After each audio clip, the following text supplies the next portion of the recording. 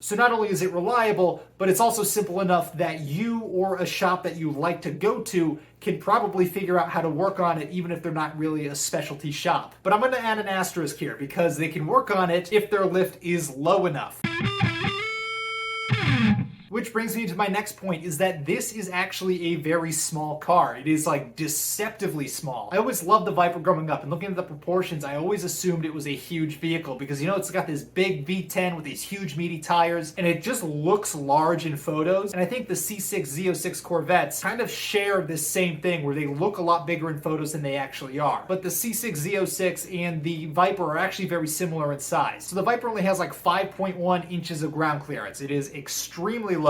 You need a low profile jack to work on it. So in a lot of the videos that I've posted where I'm working on the car, a lot of times I have to drive it up onto wood blocks before I can even fit a jack underneath it. I've since bought a super low profile jack, so that's not as much of an issue anymore. But especially if you have a normal height jack, it is never going to fit under this car. Just give up on that pipe dream right now and plan on buying a different jack if you get one of these. This thing is also a lot shorter lengthwise and height-wise than I expected as well. For a point of reference, a 2004 Honda Civic, like this one here, is within 0.2 inches of overall length of the Dodge Viper. 0.2, and the Dodge Viper has a V10. Think about how absurd that is. The C6 Z06 is about the same length as well. They're also about the same height. The roofline on both of them is about 9 inches shorter than the same Honda Civic, but the Dodge Viper is 20 inches wider than the Honda Civic. It is a full foot wider than the C6 Z06 Corvette. So it is a low,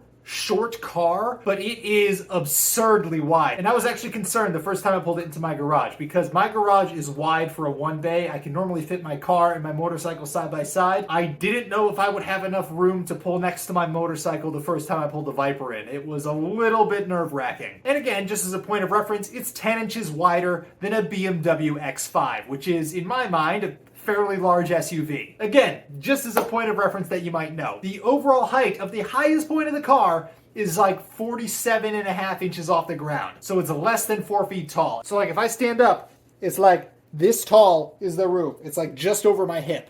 It's absurd. It's ridiculous, and I absolutely love it. Now, one thing that really concerned me, especially with this being such a low car, is that I was going to scrape on absolutely everything everywhere. My 2002 WRX was lowered on coilovers. That scraped on everything. Everyone who's lived that life knows you have to be really careful with your approach angle anytime you go over a bump or into a driveway or across a road or over a pothole or over a child. But the approach angle of the Viper, which is the angle between the edge of the front tire and the edge of the front bumper, is actually pretty good. It's a lot better than I thought it would be, and it actually does not scrape that much because the overhang of the front bumper relative to the front tires is actually not that bad. One of my good friends had a C6 Z06 and he scraped on absolutely everything because the nose on the Corvette hangs out past the front tires a lot farther than what the Viper does. So that was actually a pleasant surprise. It scrapes a lot less than I thought it would, but that said, it's still not perfect, and the entire underside of my front nose is still scraped up from the previous owner. So don't go barreling into objects thinking that you're going to clear them simply because you watched this one video. But the less pleasant surprise is that because this car is small, even though it's absurdly wide,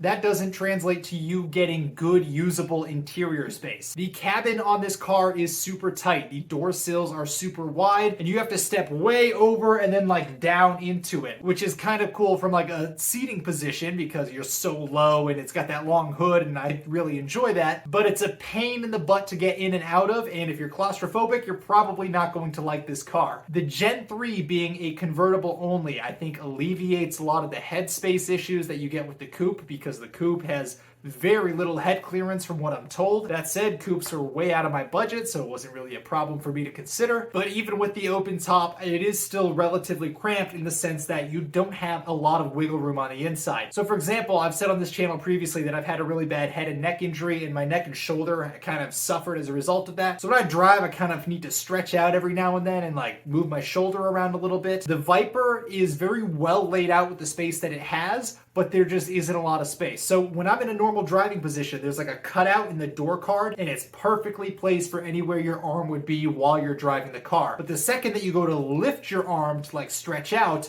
you're gonna immediately hit the car. So when I'm driving, it's perfect, but the second I go to stretch, I lift it up and I clip the door card every single time because there's no space above it. It's the very tight, low cockpit feel. I kind of like it from a driving perspective, but just know that it's not for everyone. So if you don't like that type of thing, don't get this car. That's what it comes down to. But as I just said, I think the space that they do have, they did a very good job laying everything out. And I think they very meticulously planned the placement of everything because everything from a driving perspective is placed just right. Like I said, when your hands are on the wheel, my elbow never hits the door or anything like that. As you'll probably find out in other videos, the pedals are offset a little bit to accommodate the transmission, but it's not by enough that I actually noticed it until someone pointed it out to me. And in the video series I made about the other cars I looked at before I bought the Viper, I talked about how I drove a Lotus lease and that how to shift it, I had to do like a chicken leg thing and like lift my leg up awkwardly between the steering wheel and the door card. And it's because I had this weird sideways uncomfortable angle that it was absolutely miserable. But on the Viper, with where the pedals are placed, when I go up to hit the clutch, it's like a perfectly natural position for my leg to go right between the door card and the wheel. So not only do I think I have more space there than I did on the Elise, it also just doesn't feel like I'm unnaturally contorting myself to hit that space. It's like where my leg actually wants to go. The shifter placement's also perfect. It's right off the wheel. It's at the perfect height. I gotta say, I think the engineers at Dodge put a lot of effort into these ergonomic considerations so that you could use this car and have everything exactly where you needed it to be and have just the right amount of space in all the right places so that nothing was a nuisance for you. My only gripe, and I mean literally my only gripe, and I know this is being nitpicky, is that the clutch pedal itself is just physically high up. So I have to go like an inch or so higher than I think I should have to go, so that when I'm moving over to get onto the clutch pedal, I almost clip the side of it at first before I remember, oh yeah, it's this high up. And there could be a way to adjust that. I only did a quick Google search. I didn't really find anything. I haven't really looked into it that much. And the reason I haven't looked into it that much is because, like I said, this is a super nitpicky complaint.